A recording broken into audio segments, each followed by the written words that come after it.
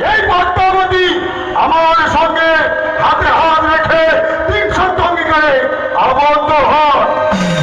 পদ্মাবতীকে বলিলাম আমি কিবা কারণে আগমন তুমি, তাই তো পদ্মাবতী প্রকাশ করে বলে উৎসবের দণ্ডিত গীত দেখবে ও শুনবে বলে আমার কাছে কঠোর বায়না ধরে বসে।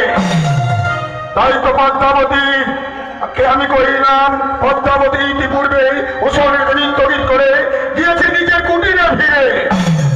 উৎসবের ঋতু ছাড়া রয়েছিল ছায়া মায়া তিলকতমা, রয়েছিল ঔরসী, তাদের নৃত্য গীত শুভঙ্গিম দর্শন কর।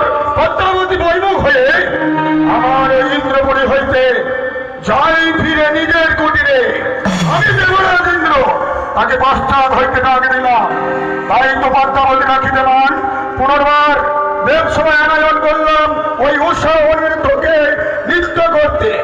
তারপর এক করে নৃত্য গীতে যখন মেতে ওঠে, এক করে প্রথমবার নৃত্য গীতে তাল ভঙ্গ করে প্রথমবার ক্ষমা করলাম আমি সন্তান গেলে, দ্বিতীয়বার যখন আবার ওই সবাই নৃত্য গীতে তাল ভঙ্গ করে দেয়, আমি ক্রোধে আমি ভেবেছিলাম অভিশাপ করব তাদেরকে, কিন্তু সন্তান জ্ঞান ক্ষমা করলাম নিজের বলে।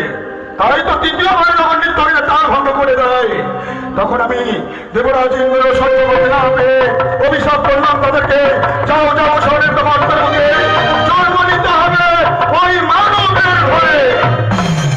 তাই তো এই পর্যন্ত জানি আমি ইহার বিবরণ। শুনলেন তো যত দেবতা সত্যই এরপরে জানে শঙ্কর পুত্র অভিনন্দ নিজ সিংহাসন গ্রহণ গ্রহণ। এরপর জানিতে যাই রবির নন্দন ধাম রাজা যাহার ব্যাপারে প্রকাশ করা মাঝের সভার মাঝারে বেশ তাই হবে। হে আত্মকার্যের সমাসে দাঁড়িয়ে যাহা বলিব সত্য বলিব, সত্য ছাড়া মিথ্যা নাহি বলিব। শুনুন শুনুন বসুমতী,